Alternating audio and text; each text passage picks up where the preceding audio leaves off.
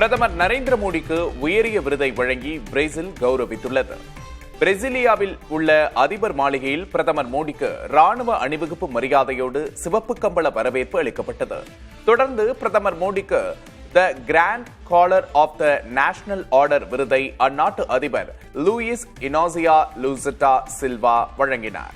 India Brazil இடையிலான இருதரப்பு உறவுகளை வலுப்படுத்துவதில் அளப்பரிய பங்களிப்பை நல்கியதற்காக இந்த விருது வழங்கப்பட்டுள்ளது. இமாச்சல பிரதேசத்தின் மண்டி தொகுதி பாஜக எம்பி கங்கனா ரணாவத் வெள்ளத்தால் பாதிக்கப்பட்ட பகுதிகளை பார்வையிட்ட போது சேவை மனப்பான்மை இல்லாமல் பேசியது பேசுபொருளாகியுள்ளது.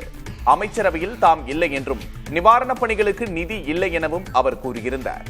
எம்பி தொகுதி மேம்பாட்டு நிதியின் கீழ் ஆண்டுக்கு 5 கோடி ரூபாய் கிடைக்கும் நிலையில் அதை பயன்படுத்தாததை அவரின் பேச்சு வெளிப்படுத்துவதாக உள்ளது. நெருக்கடி காலங்களில் களத்தில் இறங்கி பணியாற்றுபவர்களே தங்களுக்கு தேவை என்றும் நடிப்பவர்கள் அல்ல என்றும் சமூக வலைதளங்களில் மக்கள் விமர்சனங்களை முன்வைத்து வருகின்றனர். மேகதாது அணைக்கு அனுமதி கோரி கர்நாடக துணை முதல்வர் டி.கே. சிவக்குமார் மத்திய நீர்வளத்துறை அமைச்சர் சி.ஆர். பாட்டீலை சந்தித்தார். இந்த சந்திப்பின் போது மேகதாது அணைக்கு ஒப்புதல் அளிப்பதற்கு முன்னுரிமை அளிக்க மத்திய நீர்வள ஆணையத்திற்கு உத்தரவிடுமாறு வலியுறுத்தியுள்ளார். மேகதாது திட்டத்தில் தொழில்நுட்ப சாத்தியக்கூறு மற்றும் நீர் பகிர்வு அம்சங்கள் குறித்தும் சி.ஆர். பாட்டீலுடன் சிவக்குமார் ஆலோசனை நடத்தினார். சமூக வலைதள கணக்குகளை முடக்குவது தொடர்பாக எக்ஸ் தளத்திற்கும் மத்திய அரசுக்கும் இடையே கருத்து வேறுபாடுகள் எழுந்துள்ளன. ராய்டர்ஸ் உள்ளிட்ட 2355 கணக்குகளை முடக்க மத்திய அரசு உத்தரவிட்டதாக எக்ஸ் நிறுவனம் கூறியுள்ளது. எனினும் இதை திட்டவட்டமாக மறுத்துள்ள மத்திய அரசு ராய்டர்ஸ் கணக்குகளை உடனடியாக விடுவிக்குமாறு எக்ஸ் நிறுவனத்திடம் கேட்டுக்கொண்டதாக தெரிவித்துள்ளது. இந்தியாவில் பத்திரிகை தணிக்கை குறித்து கவலை தெரிவித்துள்ள எக்ஸ் நிறுவனம் சட்டப்பூர்வ நடவடிக்கைகளை ஆராய்ந்து வருகிறது. பீகார் மாநிலத்தில் நிரந்தரமாக வசிக்கும் பெண்களுக்கே அரசு வேலைவாய்ப்பில் 35 விழுக்காடு இடஒதுக்கீட்டை வழங்க நிதிஷ்குமார் தலைமையிலான அம்மாநில அமைச்சரவை ஒப்புதல் அளித்துள்ளது. தோழமை கட்சிகள், எதிர்க்கட்சிகள் மற்றும் பல்வேறு அமைப்பினர் முன்வைத்த கோரிக்கை தற்போது செயல் வடிவம் பெற உள்ளது. இதன் மூலம் பீகார் மாநில பெண்கள் பொருளாதார தற்சார்பு நிலையை அடைவர் என்றும் இது மாநிலத்தில் வசிக்கும் பெண்களின் அரசு வேலை கனவை நனவாக்கும் என்றும் அம்மாநிலத்தினர் தெரிவித்துள்ளனர். பிரசாந்த் கிஷோரின் ஜன்சுராஜ் கட்சி பீகாரின் அனைத்து 243 சட்டப்பேரவை தொகுதிகளிலும் போட்டியிடப் போவதாக அறிவித்துள்ளது. பாஜக காங்கிரஸ் கூட்டணியுடன் ஜன்சுராஜ் கட்சியும் அனைத்து தொகுதிகளிலும் போட்டியிடுவதால் பீகார் தேர்தலில் மும்முனை போட்டி உருவாகியுள்ளது. தேர்தல் அறிக்கையை உருவாக்குவதற்கான குழுவையும் பிரசாந்த் கிஷோர் அறிவித்துள்ளார். வரும் அக்டோபர் அல்லது நவம்பர் மாதத்தில் பேரவை தேர்தல் நடக்கவுள்ள நிலையில் அதில் முதல் முறையாக பிரசாந்த் கிஷோரின் கட்சி போட்டியிடுவது கவனத்தை ஈர்த்துள்ளது. உத்தரகாண்ட் மாநிலம் சமோலி மாவட்டத்தில் உள்ள நத்னாகர் பகுதியில் மேகவெடிப்பின் காரணமாக கடும் வெள்ளப்பெருக்கு ஏற்பட்டுள்ளது. மோஷ்காட் ஆற்றில் கரை புரண்டு ஓடும் வெள்ளத்தால் கரையோரத்தில் உள்ள 11 வீடுகளின் அஸ்திவாரங்கள் அரிக்கப்பட்டு இடிந்து விழும் நிலையில் உள்ளன. ஒரு மாட்டுக்குட்டகை முற்றிலும் சேதமடைந்து ஆற்றில் அடித்துச் செல்லப்பட்டுள்ள நிலையில் விவசாய பயிர்களும் சேதமடைந்துள்ளன. இதனையடுத்து பாதுகாப்பான இடங்களுக்கு செல்லும்படி அப்பகுதி மக்களுக்கு அறிவுறுத்தப்பட்டுள்ளது.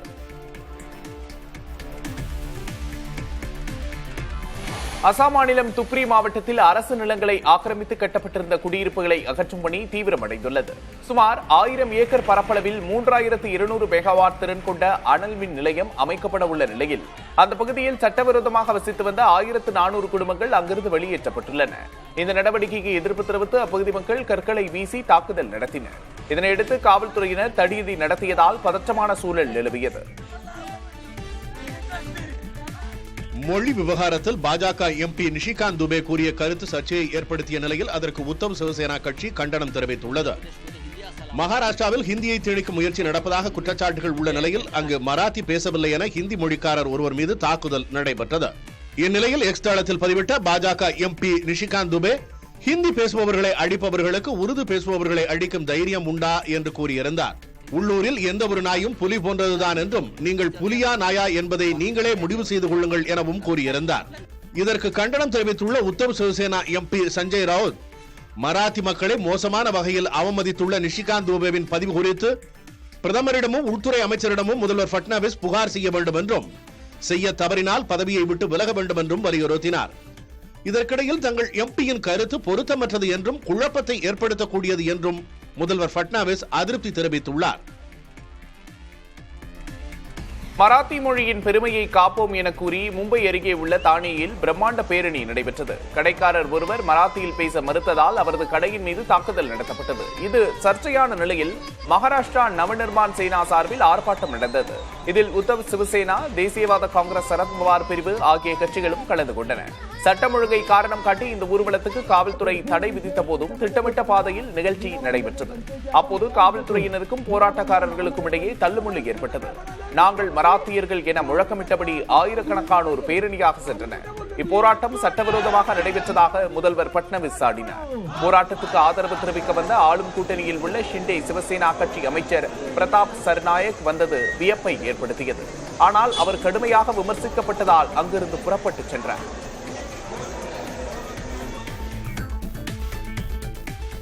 நாடு முழுவதும் உள்ள பள்ளிகளில் 6ஆம் வகுப்பு பயிலும் மாணவர்களில் 53 விழுக்காட்டினர் மட்டுமே 10ஆம் வாய்ப்பாடு வரை அறிந்திருக்கிறார்கள் என மத்திய கல்வி அமைச்சகம் நடத்திய ஆய்வில் தெரியவந்துள்ளது. கடந்த ஆண்டு டிசம்பர் மாதம் 4ஆம் நாள் நடத்தப்பட்ட ஆய்வில் நாடு முழுவதும் உள்ள மாநிலங்கள், யூனியன் பிரதேசங்களில் 781 மாவட்டங்களில் அரசு மற்றும் தனியார் என மொத்தம் 74,229 பள்ளிகளைச் சேர்ந்த 21,15,022 மாணாக்கர் பங்கேற்றனர். 3, 6 மற்றும் 9ஆம் வகுப்பைச் சேர்ந்த மாணவர்களின் திறன் அறியப்பட்ட நிலையில் 3ஆம் வகுப்பைச் சேர்ந்த மாணவர்களில் 55 விழுக்காட்டினர் மட்டுமே 99 வரையிலான எண்களை ஏறு அல்லது இறங்கு வரிசையில் அமைக்கும் திறன் பெற்றிருந்தது தெரியவந்தது.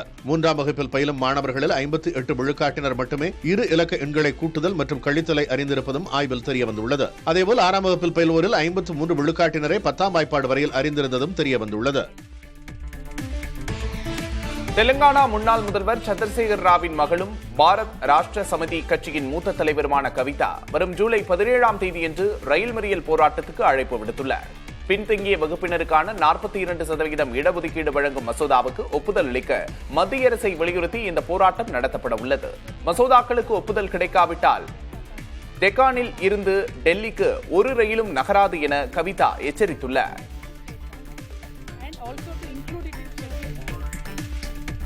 மணிப்பூரில் குக்கி மற்றும் மெய்தி சமூகத்தினருக்கு இடையிலான அமைதி பேச்சுவார்த்தையில் RSS அமைப்பும் களமிறங்கியுள்ளது. மாநிலத்தில் இயல்பு நிலை திரும்புவதாக தெரிவித்துள்ள RSS மூத்த நிர்வாகி சுனில் அம்பேத்கர் இருதரப்பிலும் பேச்சுவார்த்தைகள் நடைபெற்று வருவதாகவும் கூறியுள்ளார்.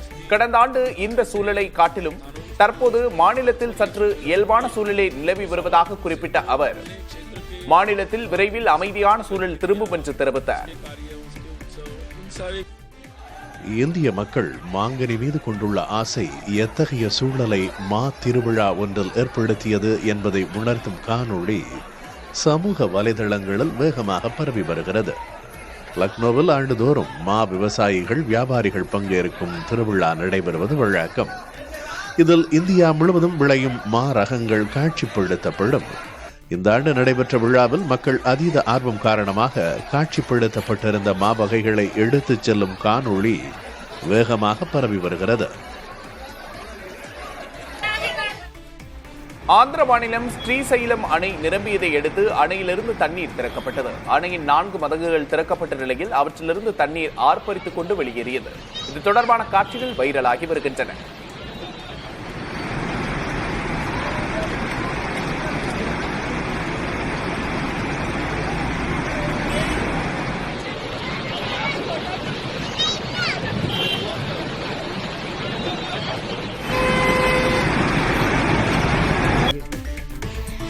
மகாராஷ்டிரா சட்டமேலவையின் உரிமை குழு நகைச்சுவை நிகழ்த்து கலைஞர் குணால் கம்ராவுக்கும் சிவசேனா உத்தவ் தாக்கரே பிரிவைச் சேர்ந்த சுஷ்மா அந்தாரேவுக்கும் விளக்கம் கேட்டு நோட்டீஸ் அனுப்ப முடிவு செய்துள்ளது. மார்ச் மாதம் மும்பையில் நடந்த நகைச்சுவை நிகழ்ச்சியில் துணை முதல்வர் ஏக்நாத் ஷிண்டேவை அவமதித்தது உள்ளிட்ட காரணங்களுக்காக கம்ராவுக்கும் அவரை ஆதரித்ததற்காக அந்தாரேவுக்கும் நோட்டீஸ் அனுப்பப்பட உள்ளது. இதுகுறித்து சட்ட நிபுணர்களின் ஆலோசனை பெறப்பட்ட பிறகு நோட்டீசுகள் அனுப்பப்படும் என்று உரிமைக்குழுவின் தலைவர் பிரசாத் லாட் கூறியுள்ளார். உரிமைக்குழு நோட்டீசுகளை 3 முறை அனுப்பிய பிறகும் பதில் அளிக்கவில்லை என்றால் சம்பந்தப்பட்டவரை கைது செய்யலாம். இதில் தலையிட நீதிமன்றங்களுக்கு அதிகாரம் இல்லை என்றும் லாட் குறிப்பிட்டுள்ளார். மஞ்சுமல் பாய்ஸ் திரைப்படத்தின் தயாரிப்பாளர்களில் ஒருவரும் நடிகருமான ஷோபின் ஷாகிர் கைது செய்யப்பட்டு பிணையில் விடுவிக்கப்பட்டார். மஞ்சுமல் பாய்ஸ் திரைப்பட தயாரிப்பிற்கு பெறப்பட்ட முன்தொகை மற்றும் லாபத்தில் பங்கு போன்றவற்றை ஒப்புக்கொண்டபடி தரவில்லை என தொடரப்பட்ட வழக்கில் இந்நடவடிக்கை மேற்கொள்ளப்பட்டுள்ளது. ஷோபின் ஷாகிர் மட்டுமல்லாது அவரது தந்தை பாபு ஷாகிர், ஷவுன் ஆண்டனி என பட தயாரிப்பு நிறுவனத்தின் அனைத்து பங்குதாரர்களும் கைது செய்யப்பட்டு பிணையில் விடுவிக்கப்பட்டனர். நடப்பாண்டின் ஜூன் மாதத்தில் விற்பனை செய்யப்பட்ட 3 சக்கர வாகனங்களில் 60% மின்சார வாகனங்கள் விற்பனையாகியுள்ளதாக வாகன உற்பத்தியாளர்கள் கூட்டமைப்பின் புள்ளி விவரங்களில் தெரியவந்துள்ளது. இதுவே முந்தைய ஆண்டின் இதே மாதத்தில் 3 சக்கர மின்சார வாகனங்களின் விற்பனை 55% இருந்தது. மொத்த இருசக்கர வாகனங்கள் விற்பனையில் மின்சார வாகனங்களின் பங்கு 7.3%, மொத்த கார்கள் விற்பனையில் மின்சார கார்களின் பங்கு 4.4% இருந்ததாக தெரிவிக்கப்பட்டுள்ளது. சென்னையில் வரும் 18ஆம் தேதி திமுக எம்பிக்கள் கூட்டம் நடைபெறுகிறது. திமுகவை சேர்ந்த நாடாளுமன்ற உறுப்பினர்களின் கூட்டம் வரும் 18ஆம் தேதி நடைபெறும் என அக்கட்சியின் பொதுச் செயலாளர் துரைமுருகன் அறிவிப்பு வெளியிட்டுள்ளார். கட்சித் தலைவர் மு.க.ஸ்டாலின் தலைமையில் சென்னையில் உள்ள அண்ணா அறிவாலயத்தில் இந்த கூட்டம் நடைபெறும் என அவர் குறிப்பிட்டுள்ளார். போதைப்பொருள் வழக்கில் நடிகர்கள் ஸ்ரீகாந்த், கிருஷ்ணாவிற்கு நிபந்தனை ஜாமீன் வழங்கி சென்னை உயர்நீதிமன்றம் உத்தரவிட்டுள்ளது. இருவரும் தலா 10,000 ரூபாய்க்கான சொந்த ஜாமீனும் அதே தொகைக்கான இருநபர் ஜாமீனும் செலுத்த வேண்டும் எனவும், மறு உத்தரவு பிறப்பிக்கும் வரை இருவரும் தினமும் நுங்கம்பாக்கம் காவல் நிலையத்தில் ஆஜராகி கையெழுத்திட வேண்டும் என நிபந்தனை விதித்து நீதிபதி உத்தரவிட்டார். தென் மாவட்ட நெடுஞ்சாலைகளில் உள்ள 4 சுங்கச்சாவடிகள் வழியாக வரும் 10ஆம் தேதி முதல் அரசு பேருந்துகளை அனுமதிக்க கூடாது என உயர்நீதிமன்றம் உத்தரவிட்டுள்ளது. மதுரை, கப்பலூர், எட்டூர் வட்டம், கயத்தாறு, நாங்குநேரி சுங்கச்சாவடிகளை நிர்வகிக்கும் தனியார் நிறுவனங்கள் சென்னை உயர்நீதிமன்றத்தில் மனு தாக்கல் செய்தன. அந்த மனுவில் தமிழக அரசு தங்களுக்கு 276 கோடியை செலுத்தாமல் உள்ளதாக தெரிவிக்கப்பட்டிருந்தது. வழக்கை விசாரித்த நீதிமன்றம் வரும் 10ஆம் தேதி முதல் 4 சுங்கச்சாவடிகள் வழியாக அரசு போக்குவரத்து கழக பேருந்துகளை அனுமதிக்க கூடாது என உத்தரவிட்டுள்ளது.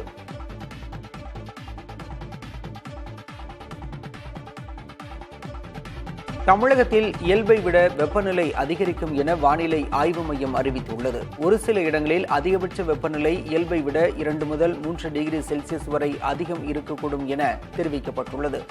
அதிக வெப்பநிலையும் அதிக ஈரப்பதமும் இருக்கும் நிலையில் ஓரிரு பகுதியில் அசௌகரியம் ஏற்படலாம் என வானிலை ஆய்வு மையம் அறிவித்துள்ளது.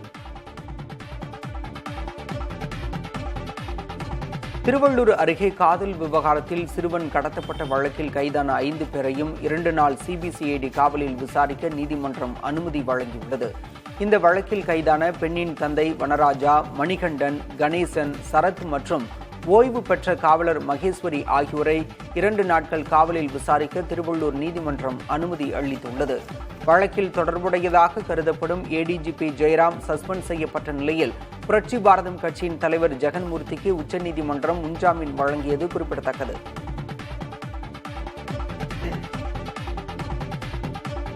பள்ளி கல்லூரி விடுதிகளுக்கு சமூக நீதி விடுதிகள் என பெயர் அறிவித்த தமிழ்நாடு முதலமைச்சரை சந்தித்து விசிக தலைவர் திருமாவளவன் பாராட்டுகளை தெரிவித்தார்.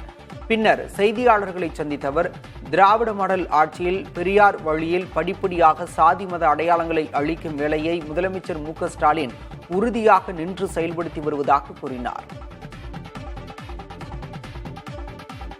அவங்க உணரல, அவங்க தலைவர் அவருக்கு வழிகாட்டியா இருக்கக்கூடிய ஜெயலலிதா அம்மையாரே இனி எந்த காலத்திலும் பாஜகவுடன் நாங்கள் கூட்டணி வைக்க மாட்டோம் என்று சொன்னாரா, சொல்லவில்லையா? இவங்க ஜெயலலிதாவின் வாரிசுகளா அல்லது அமித்ஷாவின் வழித்தோன்றல்களா? இவர்கள் யாரை பின்பற்றுகிறார்கள்?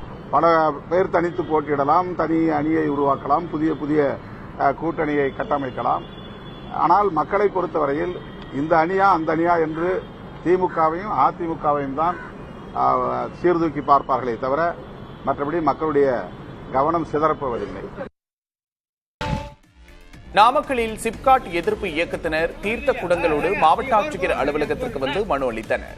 மோகனூர் தாலுகாவில் விவசாய நிலங்களை கையகப்படுத்தி சிப்காட் அமைக்கப்படுவதை கைவிட வேண்டும் என, விவசாய நிலங்களை அரசு புறம்போக்கு நிலங்கள் என அரசுக்கு அறிக்கை வழங்கிய வருவாய்த்துறை அதிகாரிகள் மீது நடவடிக்கை எடுக்க வேண்டும் என்பன உள்ளிட்ட கோரிக்கைகளை வலியுறுத்தி மனு அளிக்கப்பட்டது.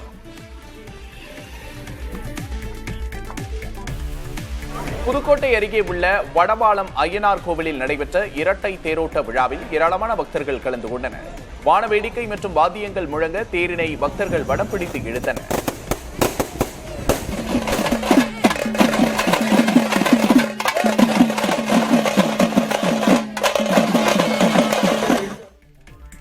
சென்னை கிண்டி பகுதியில் உள்ள தனியார் வங்கியில் கள்ள நோட்டுகளை டெபாசிட் செய்ய முயன்றவர் கைதானார். வங்கியில் டெபாசிட் செய்ய முயன்ற சுமார் 2 லட்சம் ரூபாயை ஊழியர் சரிபார்த்த போது ஒரு நோட்டை தவிர மற்றவை கள்ள நோட்டுகள் என்பது தெரியவந்தது. இதுகுறித்த புகாரில் கள்ள நோட்டுகளை டெபாசிட் செய்ய முயன்ற செந்தில்குமார் என்பவரை மத்திய குற்றப்பிரிவு காவல்துறையினர் கைது செய்து அவரிடமிருந்து 5.11 லட்சம் ரூபாய் மதிப்புள்ள கள்ள நோட்டுகளை பறிமுதல் செய்தனர்.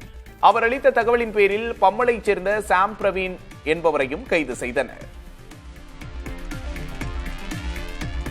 மாநில இளைஞர்களின் மேம்பாட்டினை உறுதி செய்யும் பொருட்டு பீகார் இளைஞர் ஆணையம் உருவாக்கப்படும் என்று அம்மாநில முதல்வர் நிதிஷ்குமார் அறிவித்துள்ளார். இது தொடர்பாக எக்ஸ் பக்கத்தில் பதிவிட்டுள்ள அவர், இளைஞர்களுக்கான புதிய வேலைவாய்ப்புகளை உருவாக்குவதோடு அவர்களது திறன் மேம்பாட்டிற்கான பணிகளையும் ஆணையம் மேற்கொள்ளும் என குறிப்பிட்டுள்ளார். சமூகத்தில் இளைஞர்களின் நிலையை உயர்த்துவதற்கான அனைத்து விஷயங்களிலும் அரசுக்கு தேவையான அறிவுறுத்தல்களை இந்த ஆணையம் வழங்கும் என்றும் நிதிஷ்குமார் கூறியுள்ளார். அமெரிக்காவில் செம்பு இறக்குமதிக்கு 50% வரி விதிக்கப்படும் என அதிபர் டொனால்டு டிரம்ப் அறிவித்துள்ளார்.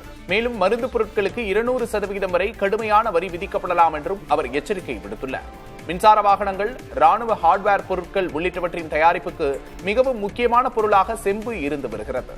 இந்நிலையில் அமெரிக்காவில் செம்பு உற்பத்தியை ஊக்குவிக்கும் நோக்கத்தில் இந்த வரி விதிப்பு நடவடிக்கையை மேற்கொள்ள முடிவு செய்யப்பட்டுள்ளது.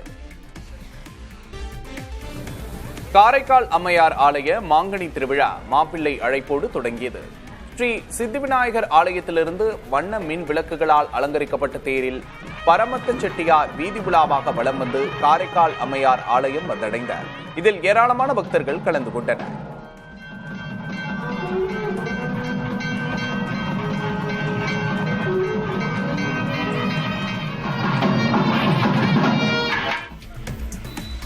திருவண்ணாமலையில் நடிகை ரோஜா கிரிவலம் செய்து வழிபாடு மேற்கொண்டார். அண்ணாமலையார் கோவிலுக்கு தமிழகம் மட்டுமின்றி ஆந்திரா, தெலுங்கானாவிலிருந்தும் ஏராளமான பக்தர்கள் வருவது வழக்கம்.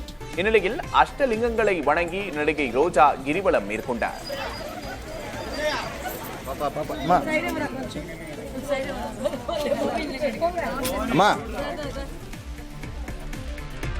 சேலம் மாவட்டம் ஓமலூரில் மரவள்ளி விலை டன்னுக்கு 1000 ரூபாய் அதிகரித்துள்ளது. ஓமலூர் பகுதியில் சாகுபடி செய்யப்பட்ட சேகோ ஆலை மற்றும் சிப்ஸ் மரவள்ளி கிழங்கு அறுவடை நடந்து வருகிறது. கடந்த வாரம் சேகோ ஆலை மரவள்ளி கிழங்கு டன் 5000 ரூபாய்க்கு விற்பனையான நிலையில் தற்போது 1000 ரூபாய் அதிகரித்து 6000 ரூபாய்க்கு விற்பனையாகிறது. சிப்ஸுக்கான மரவள்ளி கிழங்கு விலையில் மாற்றமின்றி டன் 7500 ரூபாய்க்கு விற்பனையாகிறது. மரவள்ளி கிழங்கு விலை உயர்ந்திருப்பதால் விவசாயிகள் மகிழ்ச்சி அடைந்துள்ளனர்.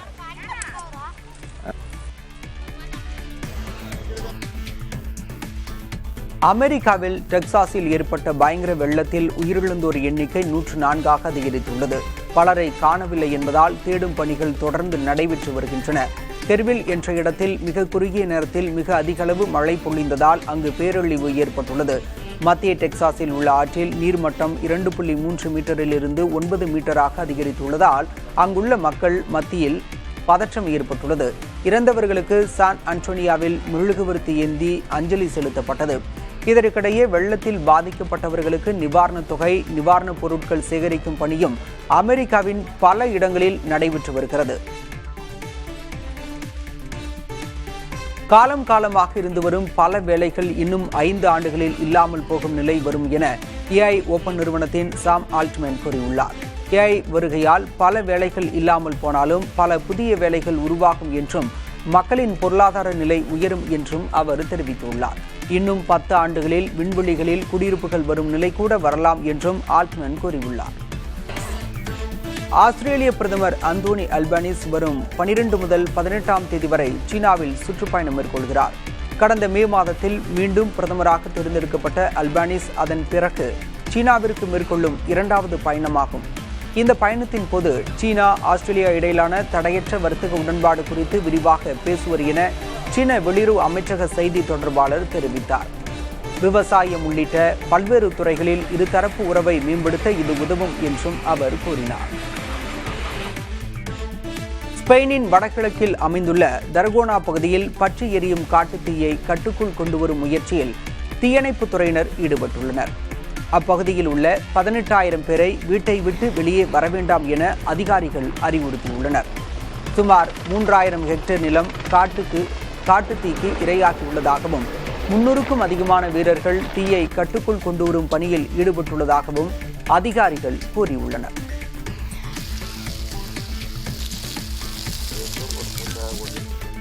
வடகொரியாவின் முன்னாள் அதிபர் கிம் இல் ஜுங்கின் 31வது நினைவு தினம் நாடெங்கும் அனுசரிக்கப்பட்டது. தலைநகர் பியாங்யாங்கில் உள்ள கிம் இல் சுங்கின் நினைவிடத்தில் அவரது பேரனும் தற்போதைய அதிபருமான கிம் ஜோங் உன் நள்ளிரவில் அஞ்சலி செலுத்தினார். இந்நிகழ்ச்சி வடகொரிய அரசு தொலைக்காட்சியில் நேரலையில் ஒளிபரப்பப்பட்டது. வடகொரியாவின் நிறுவனரான கிம் இல் சுங் 1948 முதல் 1994 இறக்கும் வரை அதிபராக இருந்தார். இதன் பின்பு இவரது மகன் கிம் ஜோங் இல் 2011ஆம் ஆண்டு வரை அதிபராக இருந்தார். இவரது மகனான கிம் ஜோங் உன் 2011 முதல் அதிபராக இருந்து வருகிறார். திருவள்ளூர் அருகே காதல் விவகாரத்தில் சிறுவன் கடத்தப்பட்ட வழக்கில் கைதான 5 பேரையும் 2 நாள் சிபிசிஐடி காவலில் விசாரிக்க நீதிமன்றம் அனுமதி வழங்கியுள்ளது. இந்த வழக்கில் கைதான பெண்ணின் தந்தை வனராஜா, மணிகண்டன், கணேசன், சரத் மற்றும் ஓய்வு பெற்ற காவலர் மகேஸ்வரி ஆகியோரை 2 நாட்கள் காவலில் விசாரிக்க திருவள்ளூர் நீதிமன்றம் அனுமதி அளித்துள்ளது. வழக்கில் தொடர்புடையதாக கருதப்படும் ஏடிஜிபி ஜெயராம் சஸ்பெண்ட் செய்யப்பட்ட நிலையில் புரட்சி பாரதம் கட்சியின் தலைவர் ஜெகன்மூர்த்திக்கு உச்சநீதிமன்றம் முன்ஜாமீன் வழங்கியது குறிப்பிடத்தக்கது. இந்திய மகளிர் அணியுடனான ஒருநாள் கிரிக்கெட் தொடருக்கான இங்கிலாந்து மகளிர் அணி அறிவிக்கப்பட்டுள்ளது. நாட் ஸ்கீவர் பிரண்ட் தலைமையிலான இங்கிலாந்து அணியில் Sophia Dunkley, Emma Lamb, Tammy Beaumont, Amy Jones, Maia Bouchier ஆகிய பேட்டர்கள் இடம்பெற்றுள்ளனர். Alice Capsey, Em Arlott, Davidson Richards, Sophie Ecclestone ஆகிய ஆல்ரவுண்டர்களுக்கு அணியில் வாய்ப்பு வழங்கப்பட்டுள்ளது. Charlie Dean, Lauren Filer, Linsey Smith, Lauren Bell ஆகிய பந்துவீச்சாளர்கள் அணியில் இடம் பிடித்துள்ளனர். நிறைவான மகிழ்ச்சியான பயணமாக பறந்து போ திரைப்படம் அமைந்துள்ளதாக அப்படத்தின் இயக்குனர் ராம் கூறியுள்ளார். ஜூலை 4ஆம் தேதி வெளியான பறந்து போ திரைப்படத்தின் நன்றி தெரிவிக்கும் விழா சென்னையில் நடைபெற்றது. இந்த விழாவில் இயக்குனர் ராம், ஹாட்ஸ்டார் பிரதீப், இசையமைப்பாளர் சந்தோஷ் தயாநிதி, நடிகர் மிதுல், நடிகை கிரேஸ் ஆண்டனி உள்ளிட்ட பலர் கலந்து கொண்டனர். விழாவில் பேசிய இயக்குனர் ராம், சினிமா என்பது கணிக்க முடியாத கேம் என்றும் சமகால தலைமுறையினருடன் இந்த படம் மூலம் தொடர்பு கொள்ள முடிந்தது என்பது மகிழ்ச்சியாக உள்ளதாகவும் தெரிவித்தார். மகளிர் 20 ஓவர் கிரிக்கெட் போட்டிகளுக்கான ஐசிசி தரவரிசையில் இந்திய சுழற்பந்து வீச்சாளர் தீப்தி சர்மா 2வது இடத்தை பிடித்துள்ளார். கடந்த 6 ஆண்டுகளாக பெரும்பாலும் ஐசிசியின் தரவரிசையில் முதல் 10 இடங்களுக்குள் தீப்தி சர்மாவின் பெயர் இடம்பெற்று வந்துள்ளது. தற்போது தீப்தி சர்மா 2வது இடத்தை பிடித்துள்ள நிலையில் தொடர்ந்து சிறப்பான ஆட்டத்தை வெளிப்படுத்தினால் விரைவில் முதலிடத்தை பிடிக்க வாய்ப்பிருப்பதாக கணிக்கப்பட்டுள்ளது. தன்னிடம் தகாத முறையில் நடந்து கொண்டதாக குற்றம் சாட்டியிருந்த நடிகை வின்சி அலோசியஸிடம் நடிகர் ஷைன் டாம் சாக்கோ மன்னிப்பு கோரியுள்ளார். தனது செயல் தொந்தரவு அளித்திருந்தால் அதற்காக மனதார மன்னிப்பு கேட்டுக்கொள்கிறேன் என கூறியுள்ளார். உள்நோக்கத்துடன் தான் எதையும் செய்யவில்லை என கூறியுள்ள டாம் சாக்கோ, தான் கேலியாக பேசியது தவறாக புரிந்து கொள்ளப்பட்டிருக்கலாம் எனவும் தெரிவித்துள்ளார். திரைப்பட படப்பிடிப்பு ஒன்றில் ஷைன் டாம் சாக்கோ மதுபோதையில் தன்னிடம் தகாத வகையில் நடந்து கொண்டதாக வின்சி அலோசியஸ் கூறியிருந்தது சர்ச்சையாக இருந்தது. சிவகங்கை மாவட்டம் சிங்கமுனரி அருகே ஐம்பெரும் தேரோட்ட திருவிழாவில் பக்தர்கள் தேங்காய்களை உடைத்து நேர்த்திக்கடன் செலுத்தினர். முறையூரில் மீனாட்சி சொக்கநாதர் கோவில் தேரோட்டத்தை முன்னிட்டு பெரிய தேரில் பிரியாவிடை அம்மனோடு சொக்கநாதரும், சிறிய தேரில் மீனாட்சி அம்மனும் எழுந்தருளினர். முதல் தேரில் விநாயகர், 2ஆம் தேரில் முருகன், கடைசி சப்பரத்தில் சண்டிகேஸ்வரர் எழுந்தருளினர். தேரோட்டம் நடைபெற்று தேர் நிலையை அடைந்ததும் பக்தர்கள் தேரடி கருங்கல் மேடையில் தேங்காய்களை உடைத்து நேர்த்திக்கடன் செலுத்தினர். வேதாரண்யம் மற்றும் தலைஞாயிறு கடைமடை பகுதிகளில் நாட்டுப்புற பாடல்களை பாடியபடி கிராம பெண்கள் நாற்று நடும் பணியில் ஈடுபட்டனர். 20,000 ஏக்கரில் குறுவை சாகுபடி பணிகள் நடைபெற்று வருகின்றன. இளம் நாற்றுகளை பறித்து வயல்களில் நடும் பணியில் பெண் தொழிலாளர்கள் ஈடுபட்டுள்ளனர்.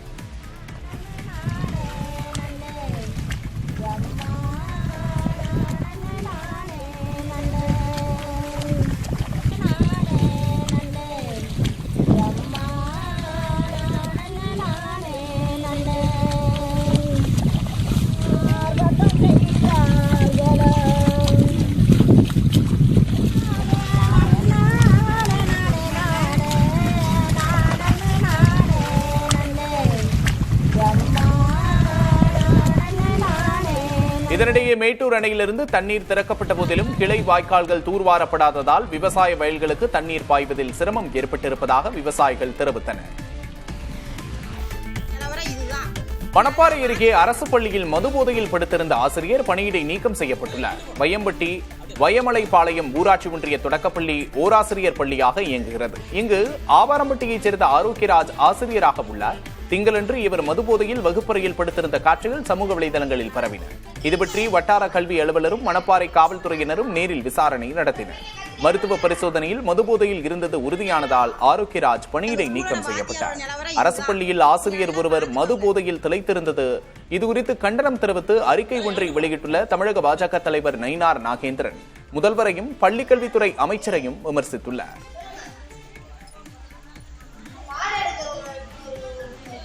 உட்கார முடியல அந்த வாதியார்னால.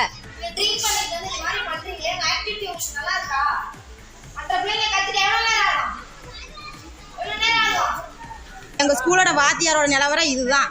நீங்க நல்லா பாத்துக்கோங்க.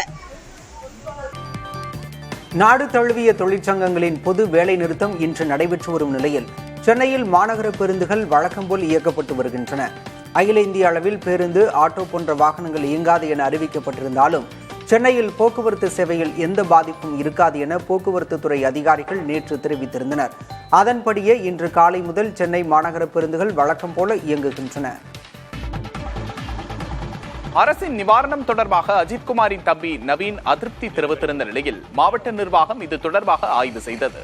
சிவகங்கை மாவட்டம் மடப்புரம் கோவில் காவலாளி அஜித்குமாரின் குடும்பத்திற்கு தந்த வீட்டுமனை பட்டாவை மாவட்ட வருவாய் அலுவலர் ஆய்வு செய்தார். தேலி கிராமத்தில் தரப்பட்ட மனை ஊரை விட்டு வெகு தூரத்தில் காட்டுப்பகுதியில் இருப்பதாக அஜித்குமாரின் தம்பி நவீன்குமார் கவலை தெரிவித்திருந்தார். இது சர்ச்சையான நிலையில் வீட்டுமனையை மாவட்ட வருவாய் அலுவலர் செல்வசுரபி உள்ளிட்டோர் ஆய்வு செய்தனர். பயங்கரவாதம் சார்ந்த விவகாரத்தில் இரட்டை நிலைப்பாடு என்ற பேச்சுக்கே இடமிருக்கக்கூடாது என பிரதமர் நரேந்திர மோடி தெரிவித்துள்ளார். பிரேசிலில் அந்நாட்டு அதிபர் லூயிஸ் இனாசியோ லூலா டா சில்வாவுடன் நடைபெற்ற இருதரப்பு பேச்சுவார்த்தையில் இரு நாட்டு உறவுகளை வலுப்படுத்துவது குறித்தும் வர்த்தகம், முதலீடு, சுகாதாரம் உள்ளிட்ட பல்வேறு துறைகளில் ஒத்துழைப்பு நல்குவது குறித்தும் இருவரும் ஆலோசனை மேற்கொண்டனர். தொடர்ந்து கூட்டாக செய்தியாளர்களை சந்தித்த போது பேசிய பிரதமர் மோடி இந்தியா பிரேசில் இடையிலான இருதரப்பு வர்த்தகத்தை அடுத்த 5 ஆண்டுகளில் $20 பில்லியன் உயர்த்த இலக்கு நிர்ணயிக்கப்பட்டுள்ளதாக தெரிவித்தார். பயங்கரவாத விவகாரத்தில் இரட்டை நிலைப்பாடு இருக்கக்கூடாது என குறிப்பிட்ட அவர் பயங்கரவாதத்தையும் அதை ஆதரிப்பவர்களையும் இரு நாடுகளும் தொடர்ந்து கடுமையாக எதிர்க்கும் என தெரிவித்தார். வாக்காளர் பட்டியல் சிறப்பு திருத்தத்தை கண்டித்து பீகாரில் இன்று எதிர்க்கட்சிகள் முழு அடைப்பு போராட்டத்திற்கு அழைப்பு விடுத்துள்ளன. பீகாரில் இன்னும் சில மாதங்களில் சட்டமன்ற தேர்தல் நடைபெறவுள்ள நிலையில் அம்மாநிலத்தில் வாக்காளர் பட்டியல் சிறப்பு திருத்தத்துக்கு எதிர்க்கட்சிகள் கடும் எதிர்ப்பு தெரிவித்து வருகின்றன. இந்நிலையில் சிறப்பு திருத்தத்தை கண்டித்து எதிர்க்கட்சிகள் சார்பில் இன்று நடைபெறும் போராட்டத்தில் காங்கிரஸ் எம்பி ராகுல் காந்தி பங்கேற்க உள்ளதாக பீகார் எதிர்க்கட்சித் தலைவர் தேஜஸ்வி யாதவ் அறிவித்துள்ளார்.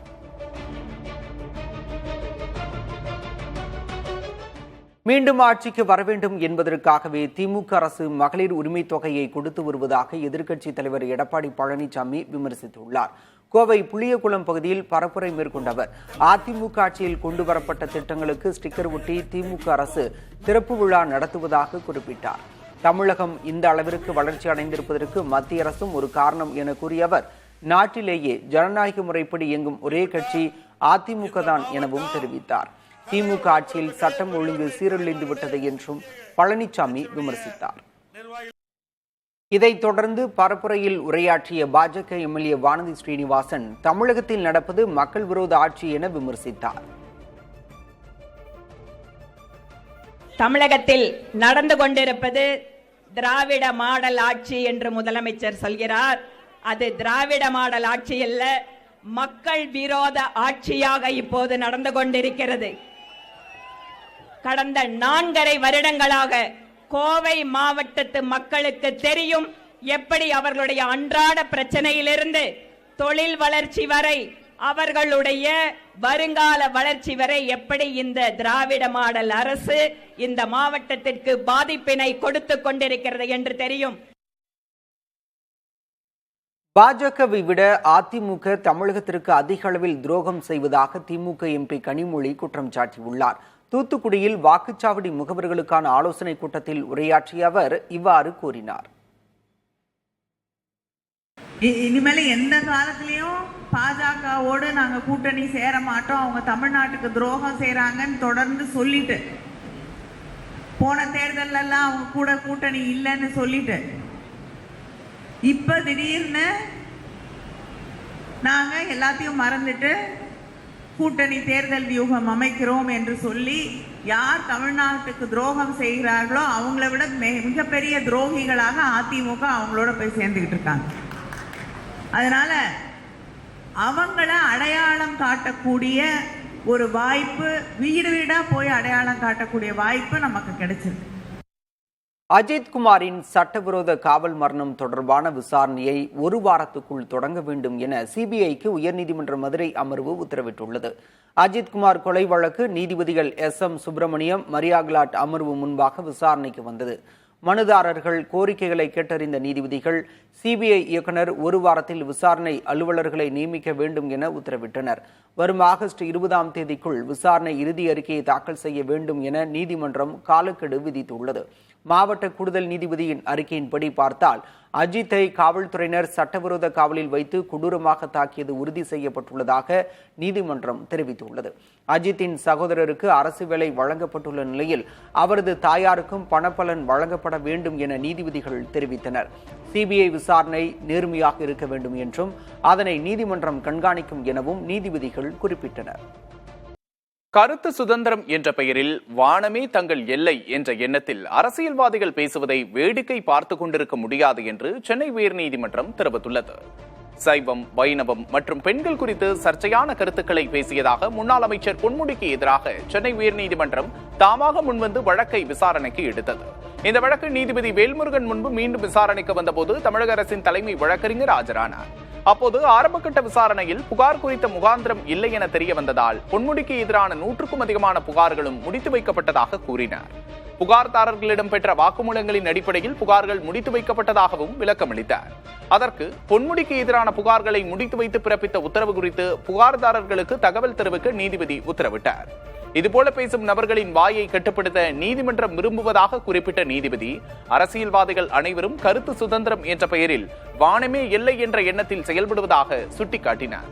இதுபோன்ற பேச்சுக்களை நீதிமன்றம் அமைதியாக வேடிக்கை பார்த்துக் கொண்டிருக்க முடியாது என்றும் நீதிபதி காட்டமாக குறிப்பிட்டார். மேலும் விசாரணையை ஆகஸ்ட் 1ஆம் தேதிக்கு ஒத்திவைத்தார். அஜித்குமாரின் சட்டவிரோத காவல் மரணம் தொடர்பான விசாரணையை ஒரு வாரத்துக்குள் தொடங்க வேண்டும் என்று சிபிஐக்கு உயர்நீதிமன்ற மதுரை அமர்வு உத்தரவிட்டுள்ளது. அஜித்குமார் கொலை வழக்கு நீதிபதிகள் SM சுப்பிரமணியம் மற்றும் மரியாகிலாட் அமர்வின் முன்பாக விசாரணைக்கு வந்தது. மனுதாரர்கள் கோரிக்கைகளை கேட்டறிந்த நீதிபதிகள் சிபிஐ இயக்குனர் ஒரு வாரத்தில் விசாரணை அலுவலர்களை நியமிக்க வேண்டும் என உத்தரவிட்டனர். வரும் ஆகஸ்ட் 20ஆம் தேதிக்குள் விசாரணை இறுதி அறிக்கையை தாக்கல் செய்ய வேண்டும் என்று நீதிமன்றம் காலக்கெடு விதித்துள்ளது. மாவட்ட கூடுதல் நீதிபதியின் அறிக்கையின்படி பார்த்தால் அஜித்தை காவல்துறையினர் சட்டவிரோதமாக காவலில் வைத்து கொடூரமாக தாக்கியது உறுதி செய்யப்பட்டிருப்பதாக நீதிமன்றம் தெரிவித்துள்ளது. அஜித்தின் சகோதரருக்கு அரசு வேலை வழங்கப்பட்டுள்ள நிலையில் அவரது தாயாருக்கும் பணப்பலன் வழங்கப்பட வேண்டும் என்று நீதிபதிகள் தெரிவித்தனர். சிபிஐ விசாரணையை நேர்மையாக இருக்க வேண்டும் என்றும் அதனை நீதிமன்றம் கண்காணிக்கும் என்றும் நீதிபதிகள் குறிப்பிட்டனர்.